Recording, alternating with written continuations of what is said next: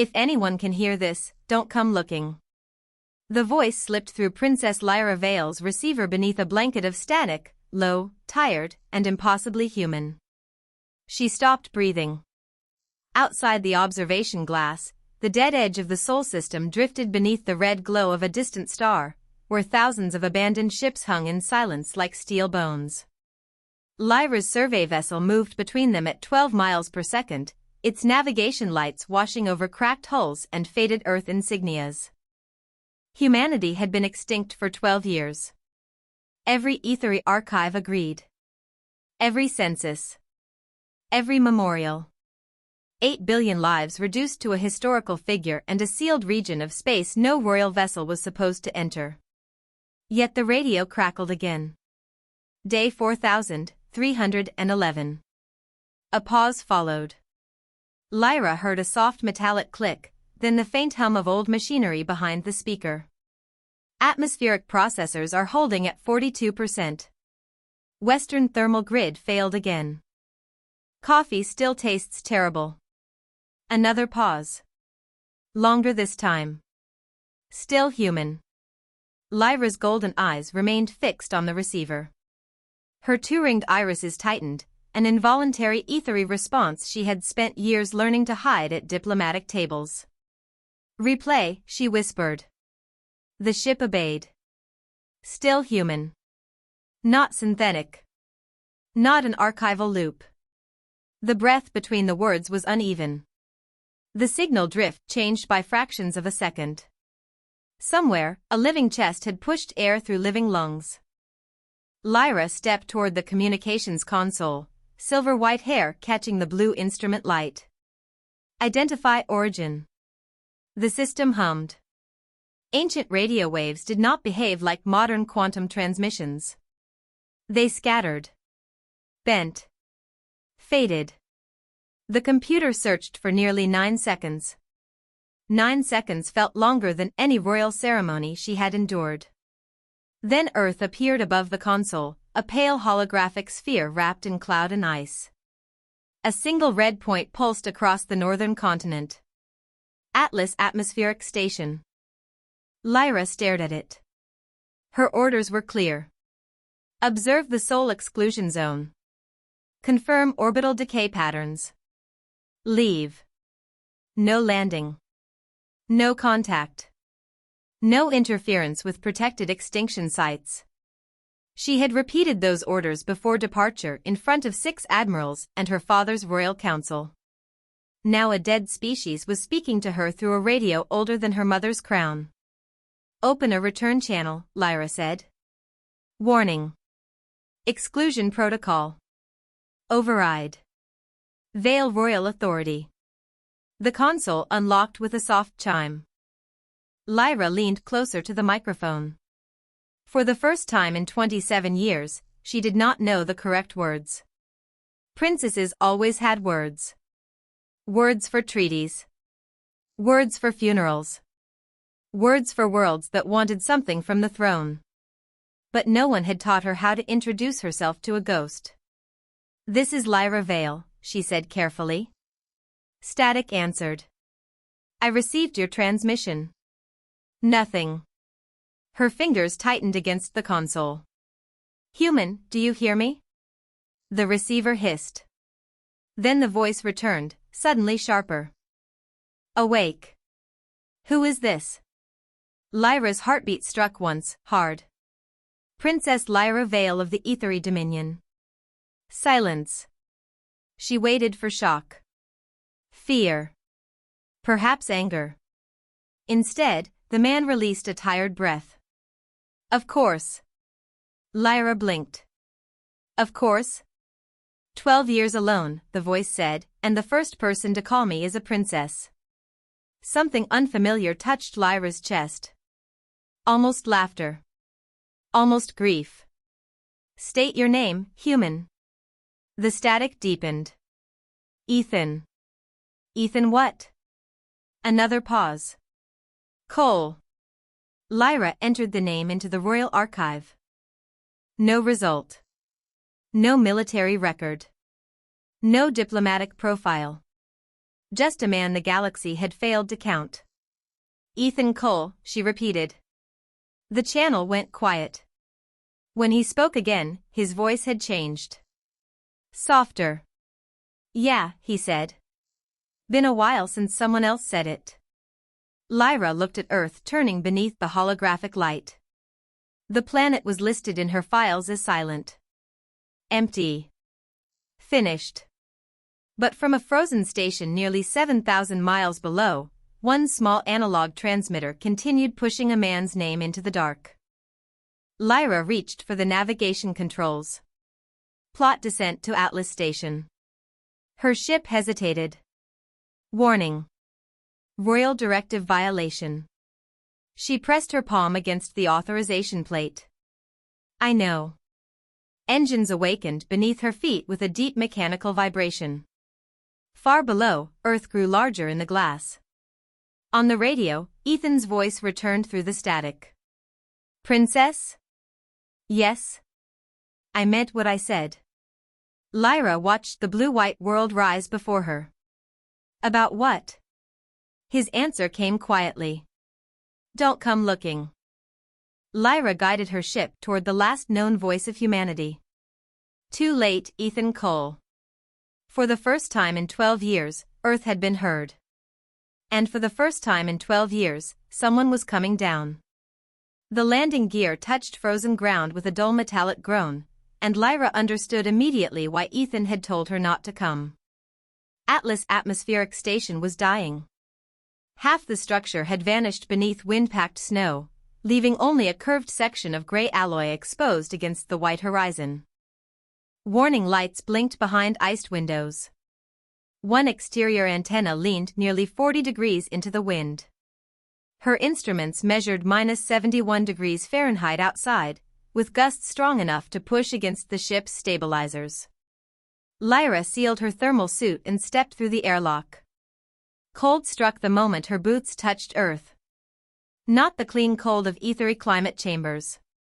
This cold had weight. It pressed against her visor and filled the air with needles of ice. She followed the station beacon for 300 yards until a steel hatch appeared beneath a ridge of snow. Before she could transmit her arrival, the hatch opened. A man stood inside. Lyra stopped. Ethan Cole looked nothing like the preserved images in her archives. He was a white Earth man, perhaps in his mid-30s, with pale skin weathered by years of artificial heat and reflected snow. Dark brown hair had grown uneven around his ears. A short beard covered his jaw. He wore a faded gray utility jacket with stitched repairs along one sleeve. No ceremonial clothing. No weapon. No symbol announcing that he carried the final living memory of an entire species. He simply looked tired. Ethan studied her through the blowing snow.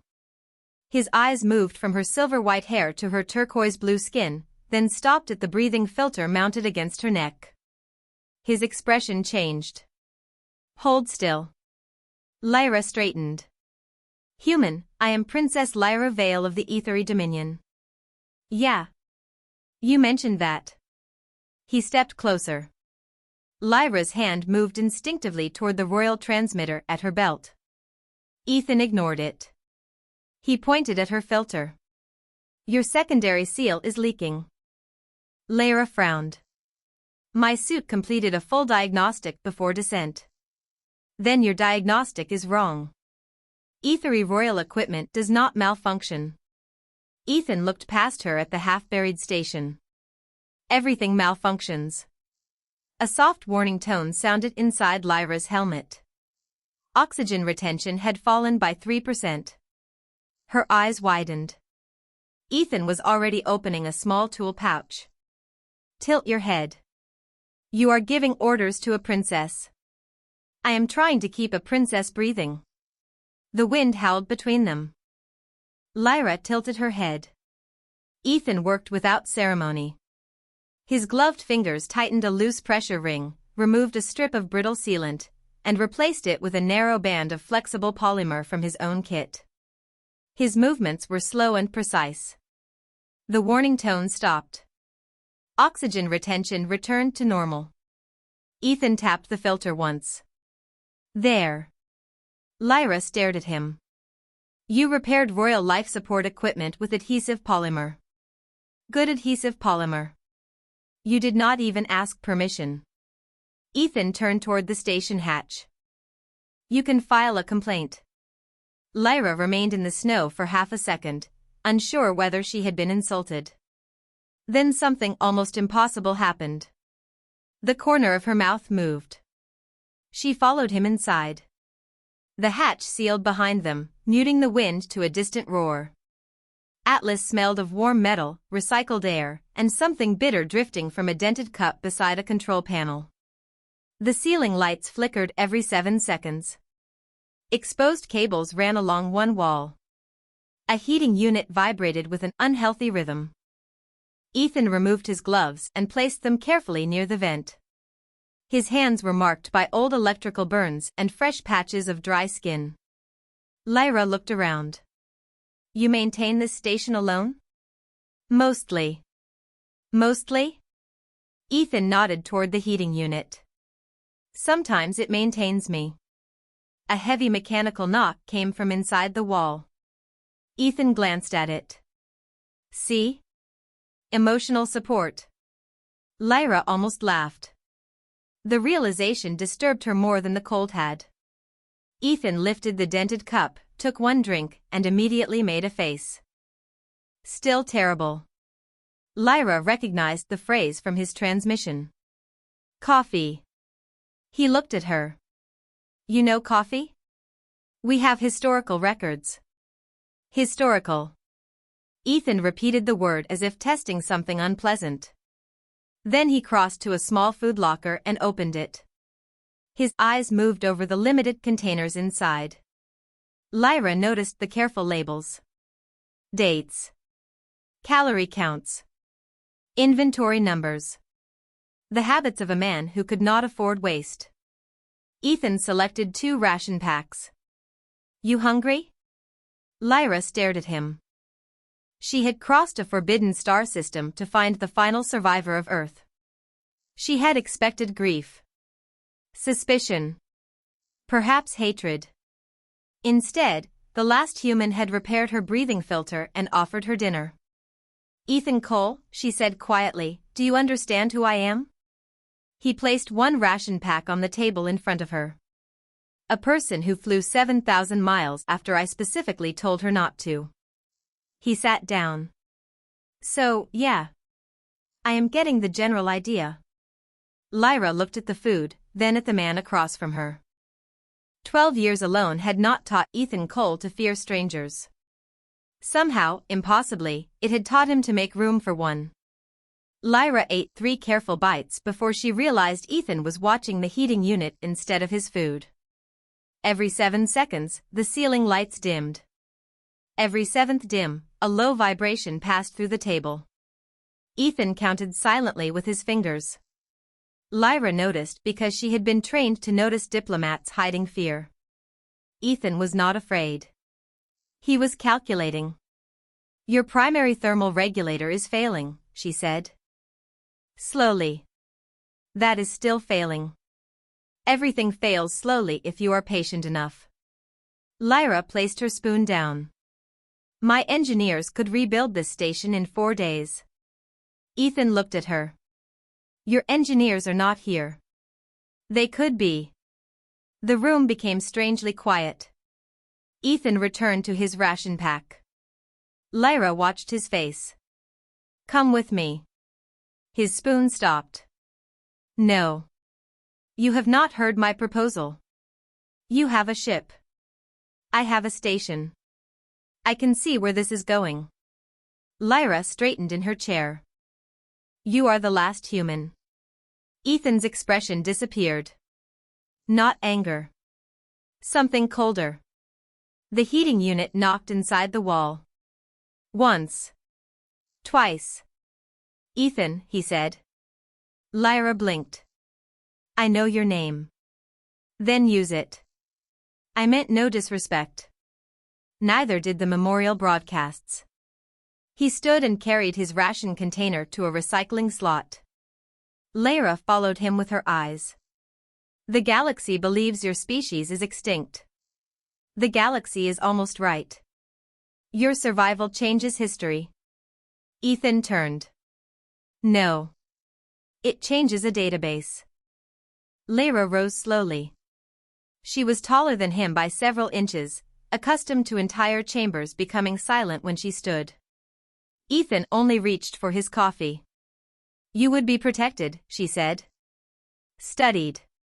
He looked at her over the rim of the cup. Lyra immediately regretted the word. Observed, she corrected. That was worse. Honored, then. Ethan set the cup down.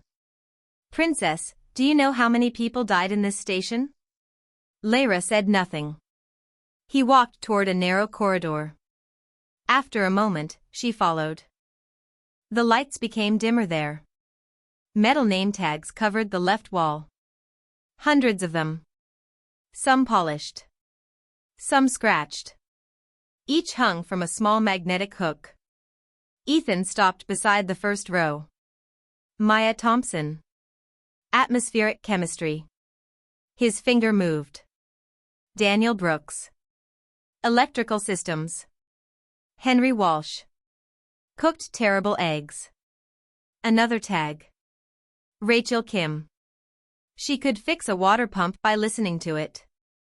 Lyra looked down the corridor. The names continued beyond the next doorway. How many? She whispered. 418. You memorized them? Ethan looked at her then, and Lyra saw the 12 years in his eyes. They were my crew. She lowered her gaze. I am sorry. Do not be. His voice remained quiet. Just do not turn me into what happened to them. Lyra looked at the tags again. I do not understand. Ethan removed one from the wall. Ethan Cole. Life support systems.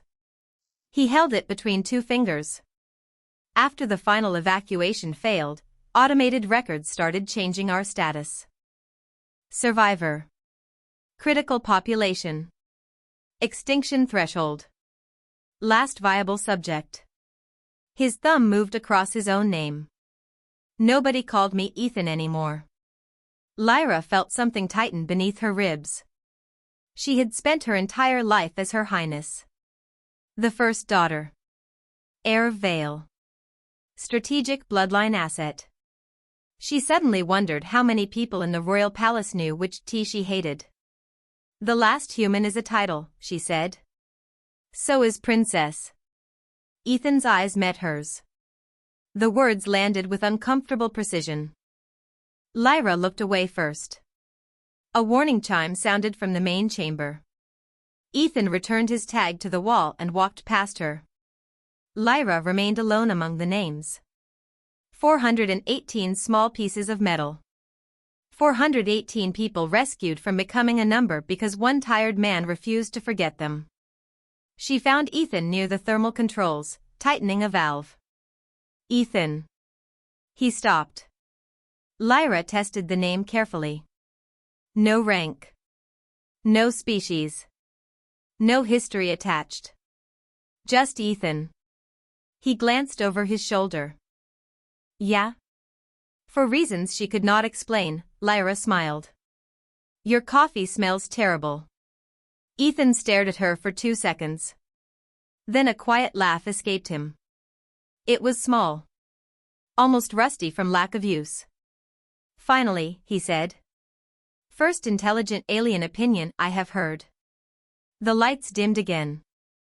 This time, Lyra counted the seconds with him. The first warning came from Lyra's ship at 2:17 in the morning. A thin 3-note alarm cut through Atlas Station, and Ethan opened his eyes before the second note finished. 12 years of failing machinery had trained sleep out of him. He pulled on his boots, crossed the dark room, and found Lyra already standing at the communications console. Her golden eyes reflected a red message above the display. Orbital link lost. Storm? Ethan asked. No. Lyra moved her fingers across the controls. My vessel has independent shielding against magnetic interference. The screen flickered. External navigation array offline. Then another system disappeared. Propulsion control. Guidance. Long-range communication. Ethan leaned against the console. That seems bad. Lyra looked at him. Your ability to remain calm is becoming irritating. I have had a quiet decade. The station lights dimmed. This time, they did not recover. Emergency strips along the floor glowed amber. A deep mechanical shudder traveled through Atlas, strong enough to make the metal cups tremble on the table. Ethan's humor vanished. He crossed to the thermal panel and opened the maintenance display. Primary geothermal circulation had dropped to 68%. Then 59%. That is new, he whispered. Lyra stepped beside him. Can you repair it? Probably. You said everything malfunctions. Ethan grabbed his utility jacket. I did not say everything gets to quit. The geothermal access chamber sat 80 feet beneath the station. They descended a narrow service ladder while the temperature inside Atlas fell degree by degree. At 54 degrees Fahrenheit, Lyra's breath became visible. At 51, Ethan handed her a spare thermal layer without speaking. She accepted it the same way. The pump chamber greeted them with a heavy, uneven vibration. 3 cylindrical processors stood beneath frost-covered pipes. The center unit shook every 4 seconds. Ethan crouched beside it and removed a panel. Bearing assembly is locked. Lyra examined the machinery. This design is primitive. Thank you. That was not praise. Still taking it. Ethan reached deep into the processor housing. Lyra watched him work for several seconds. Tell me what to do. He looked over his shoulder. You. Her expression hardened. I command 12 colonial systems. Great. Hold this flashlight. Lyra stared at the tool he offered.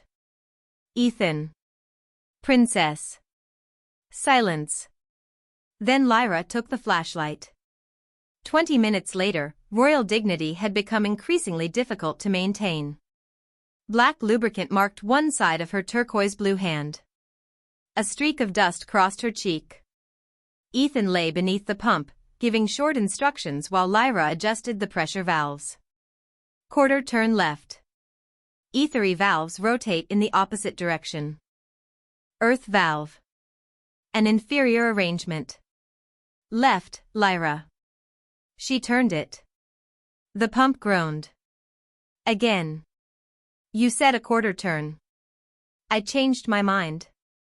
You are impossible. Half turn. She obeyed.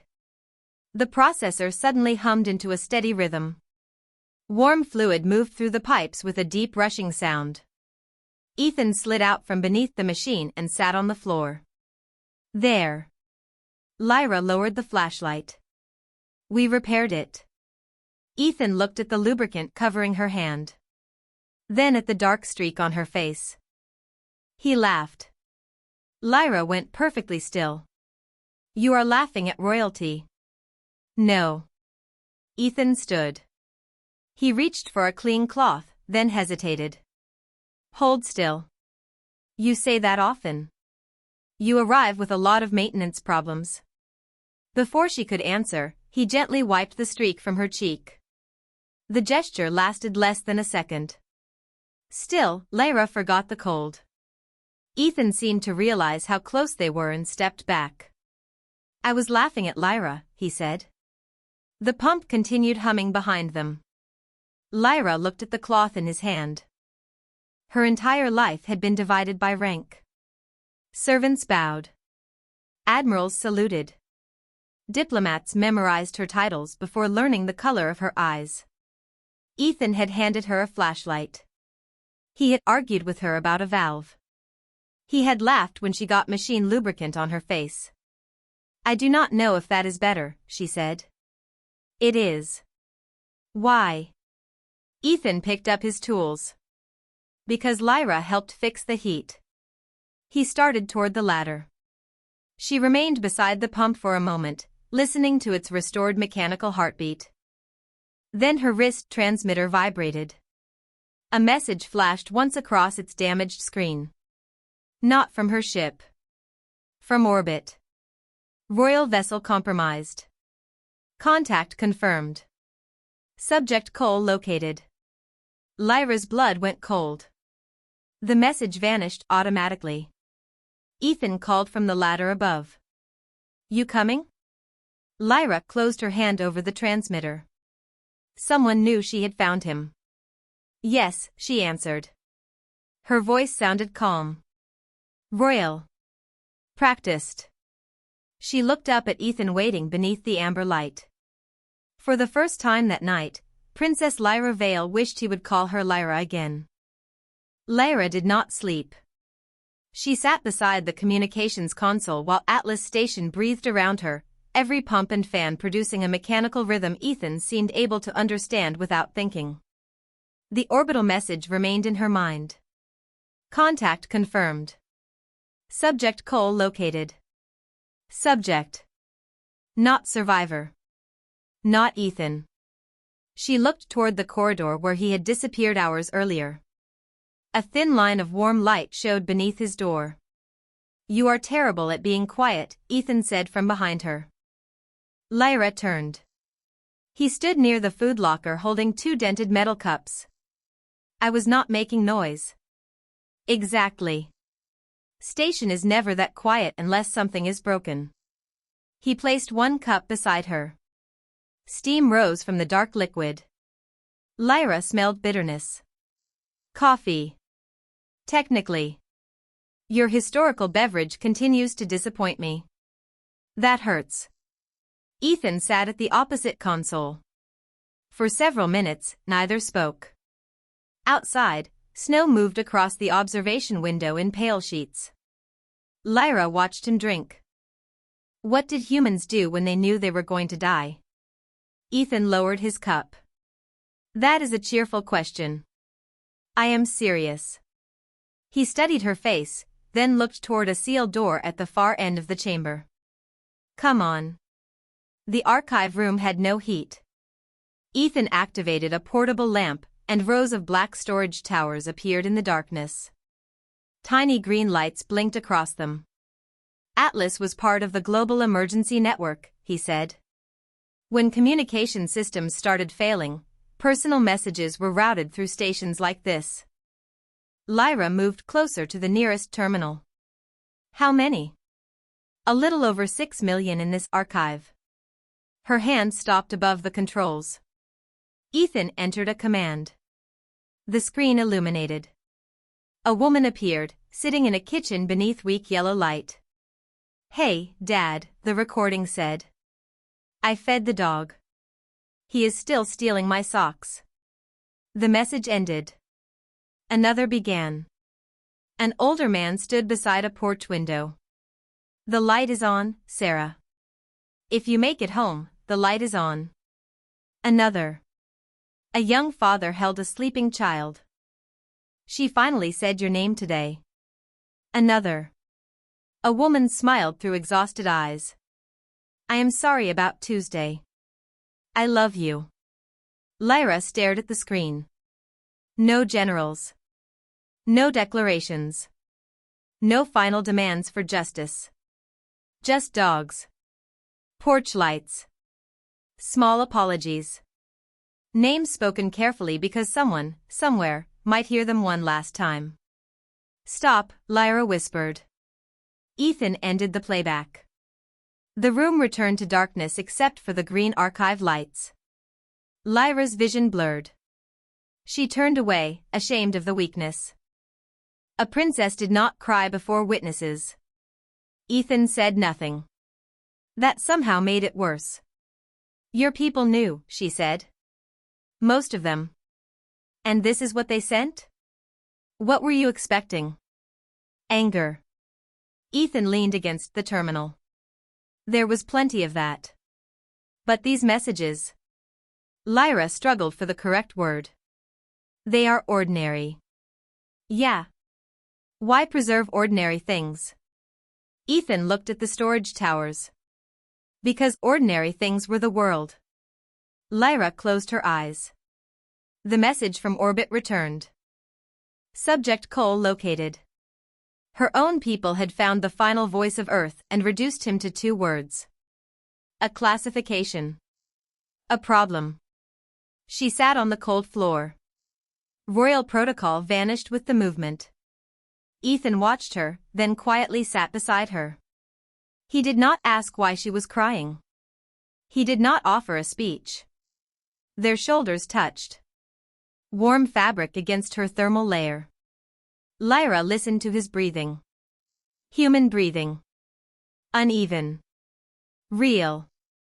Ethan, she said. Yeah? If someone had answered your transmissions years ago, what would you have said? He was silent for a long time. Probably something stupid. I doubt that. You have known me for 1 day. A very long day. Ethan smiled faintly. Then the smile faded. I think I would have asked them to say my name. Lyra turned toward him. The green lights reflected in his tired eyes. She understood now. Not the extinction. Not 12 years alone. Those were too large for her mind to hold. But she understood the name. Ethan Cole, she said softly. He looked at her. Lyra repeated it. Ethan Cole. His breath caught so quietly she almost missed it. Neither of them moved. Somewhere above, the restored geothermal pump continued its steady rhythm. Lyra knew there was a message hidden inside her wrist transmitter. She knew someone was coming. She knew royal law would demand answers she was not ready to give. But in that cold archive, beside 6 million dead voices and 1 living man, Lyra allowed her shoulder to remain against his. For a little while, Ethan did not have to transmit his name into the dark. Someone was there to remember it. The truth arrived at 6:42 in the morning, hidden inside a signal Lyra had spent 4 hours pretending did not exist. Ethan found her standing beside the observation window with her wrist transmitter open in her palm. Outside, the storm had weakened. Pale sunlight stretched across the frozen ground, turning the snow into a field of dull silver. You have been staring at that thing since breakfast, he said. Lyra closed her hand. It is a royal communication device. I figured. My toaster does not look that expensive. She did not smile. Ethan noticed. He always noticed the small failures first. Pumps. Seals. People. Lyra. Her name sounded different when he said it. Smaller than Princess Lyra Vael. Warmer. She opened the message. Someone compromised my vessel before I landed. Ethan's expression tightened. The system failures. Deliberate. Why?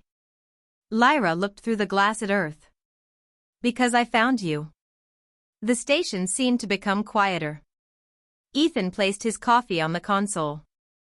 That feels personal. You do not understand. Then explain it. Lyra had delivered declarations before entire planetary councils without hesitation. Now she could not face one human in a worn utility jacket.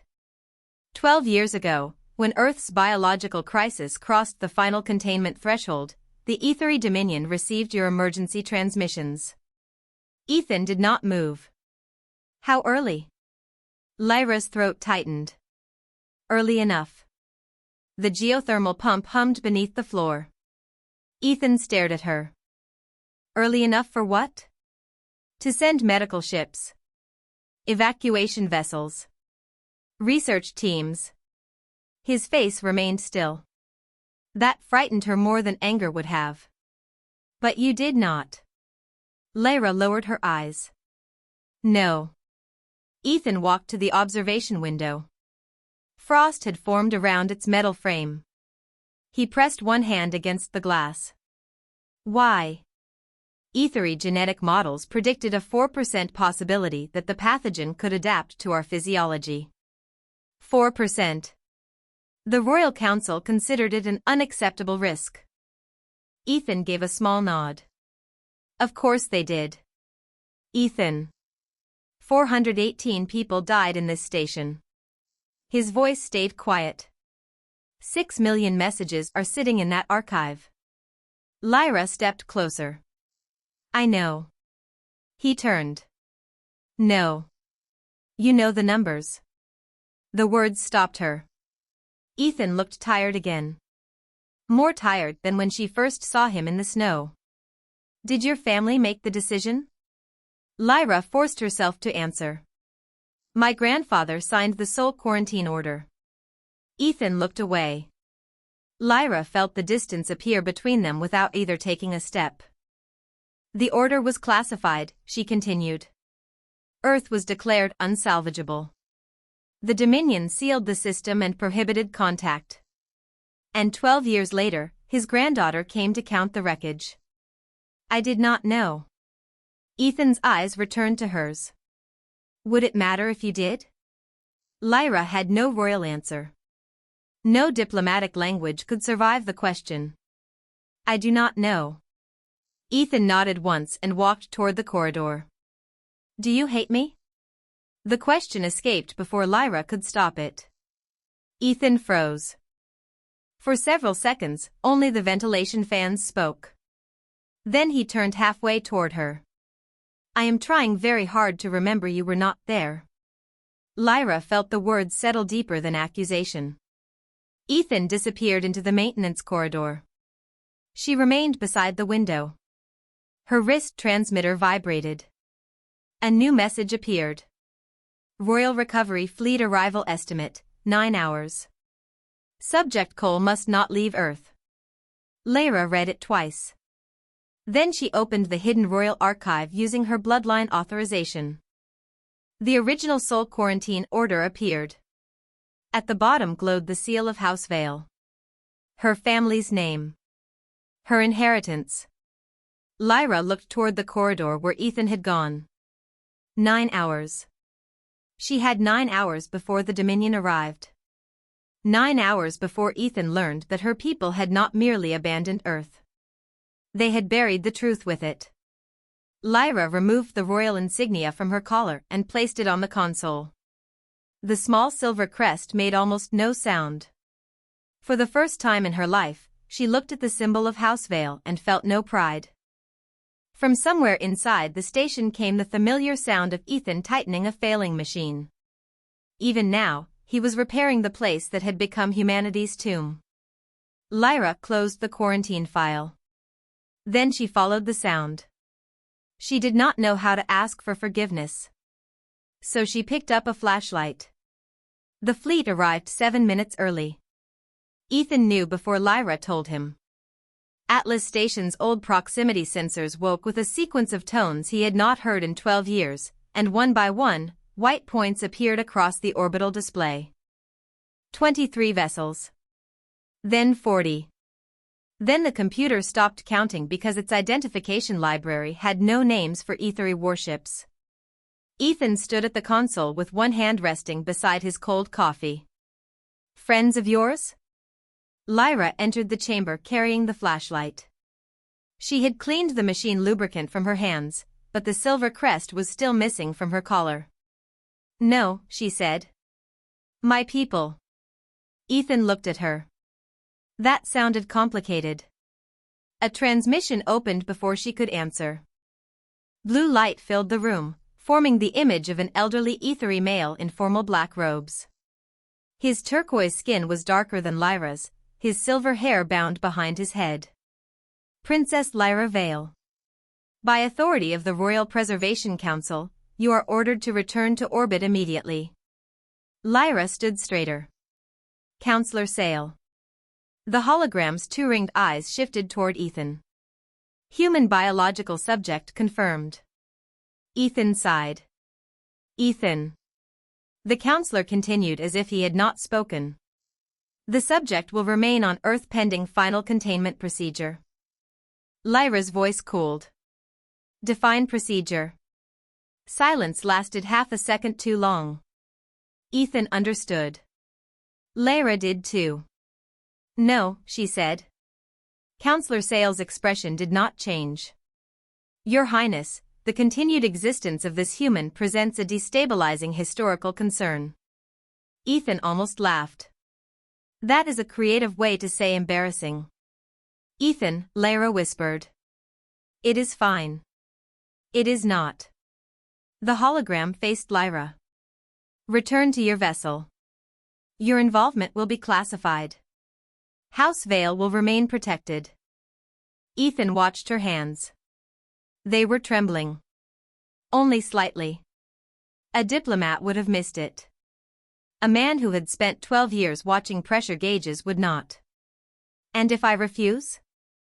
Lyra asked. You will be considered compromised by prolonged contact. The transmission ended. The station lights returned to amber. Ethan picked up his jacket. Well. Lyra turned toward him. What are you doing? Making this easier.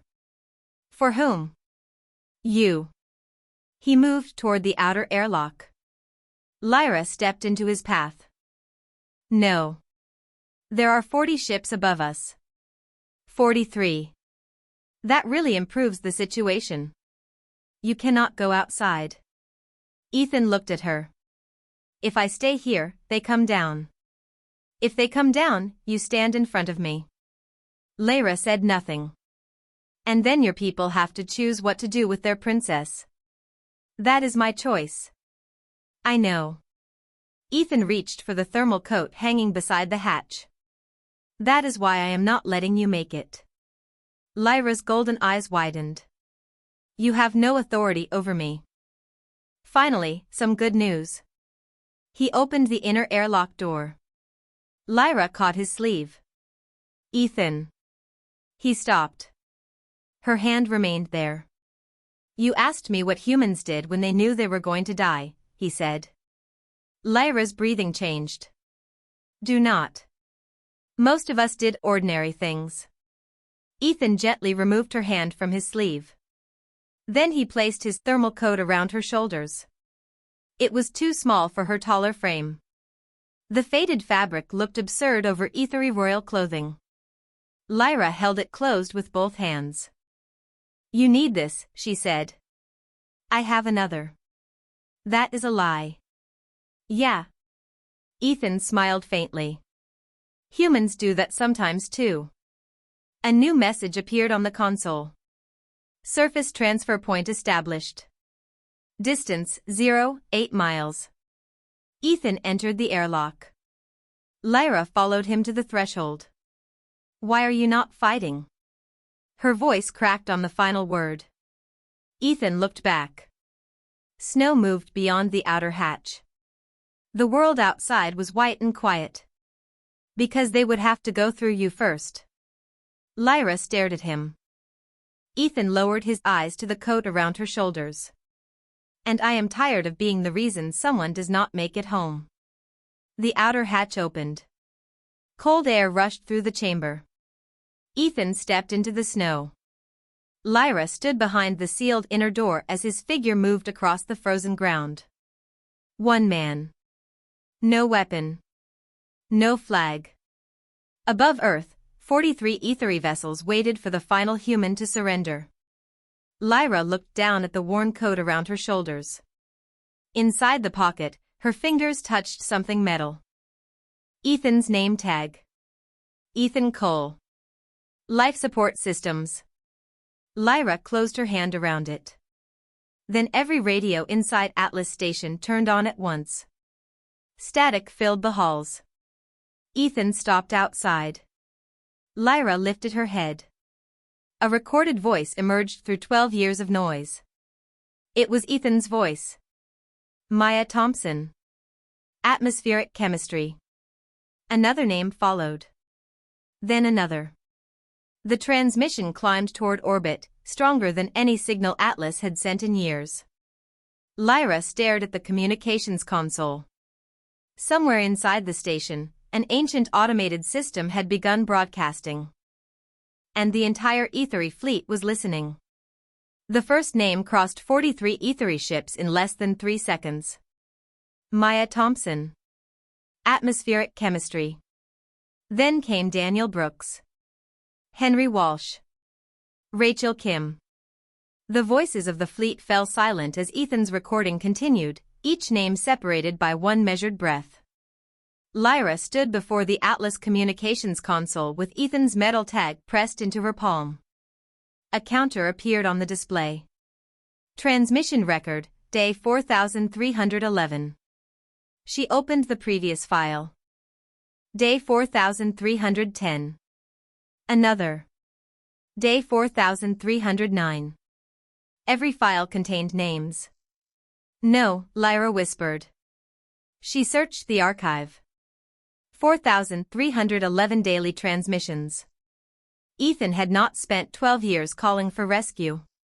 He had spent 12 years reading the dead into the stars. Outside, Ethan stood alone in the snow, half a mile from the transfer point. Lyra opened a fleet-wide channel. This is Princess Lyra Vael. Maintain transmission reception. Counselor Sale answered immediately. Your Highness, terminate the human broadcast. Why? It contains no strategic information. Lyra looked at the name tag in her hand. Exactly. She entered her royal authorization. The console rejected the first command. She tried again using the emergency sovereign channel reserved for declarations of war and planetary disasters. Access granted. Ethan, she said into the transmitter. His figure stopped in the snow.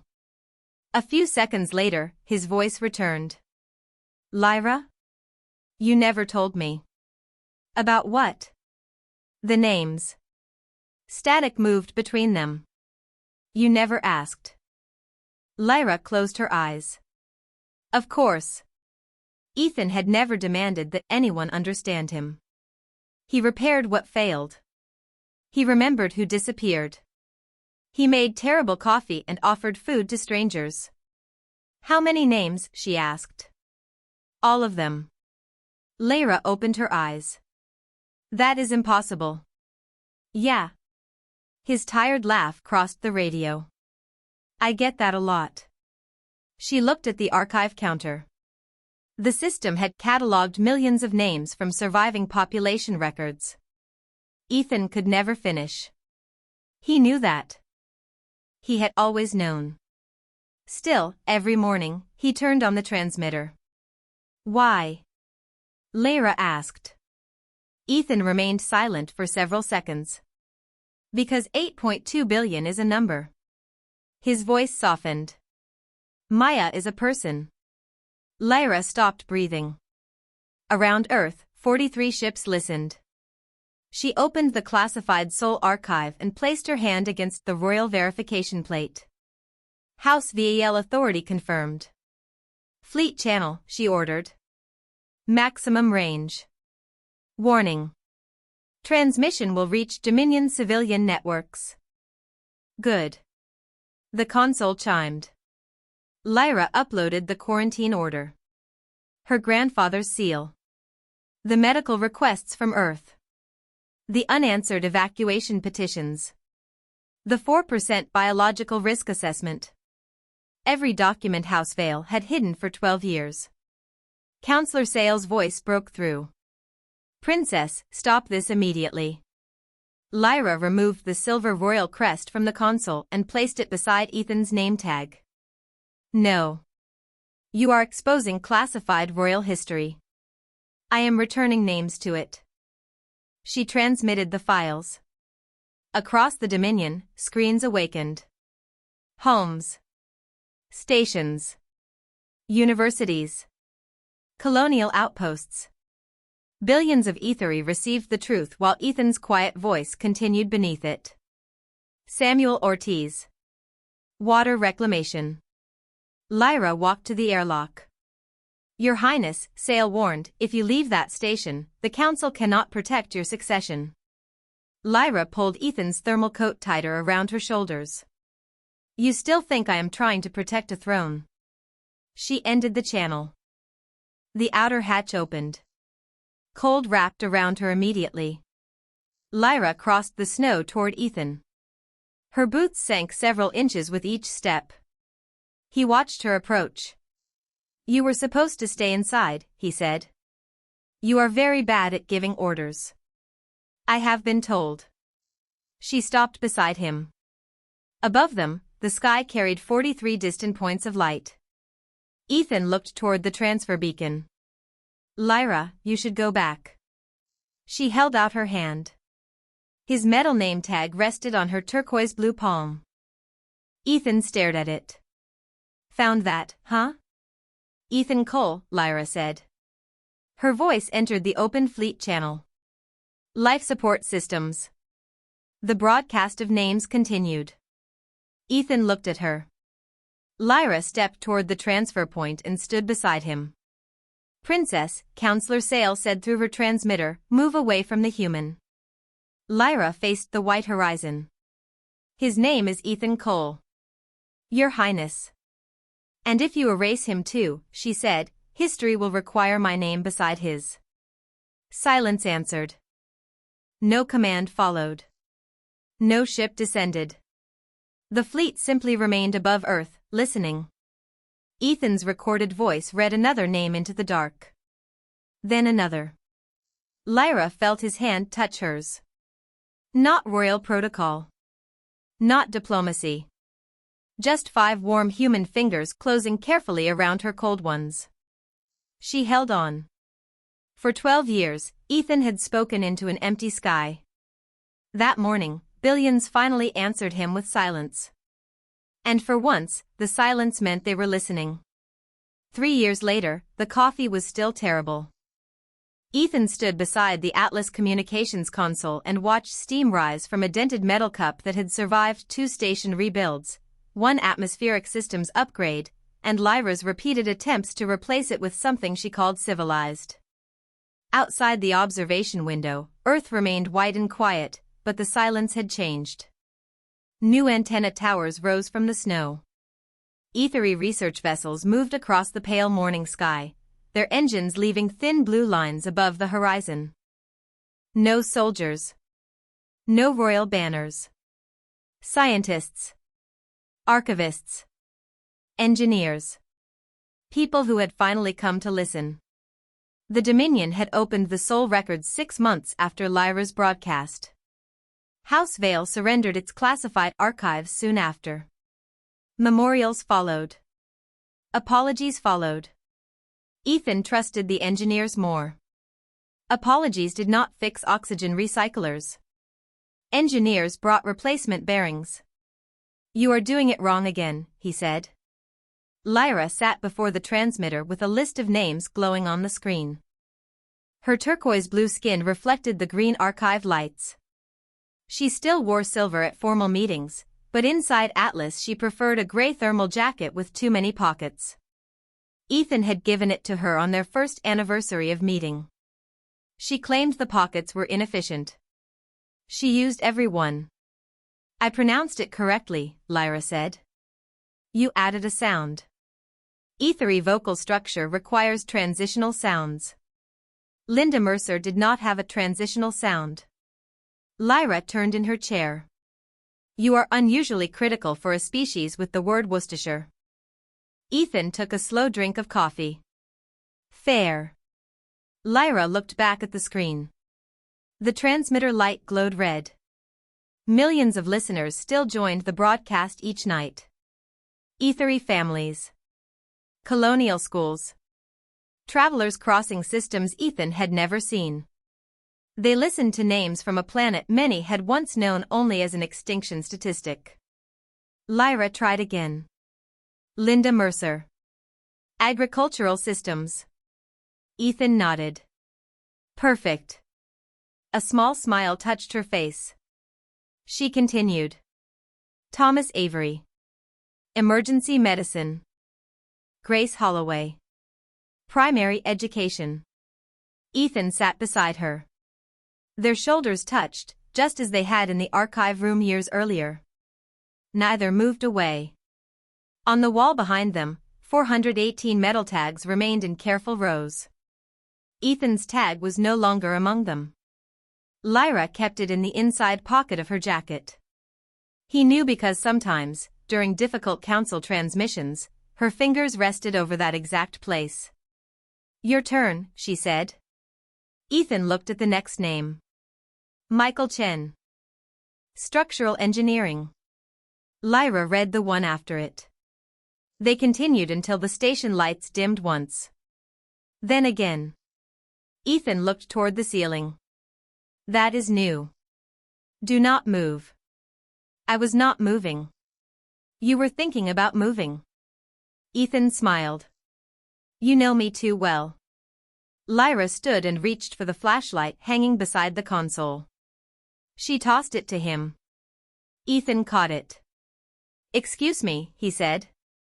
"I believe royal procedure says you hold the flashlight."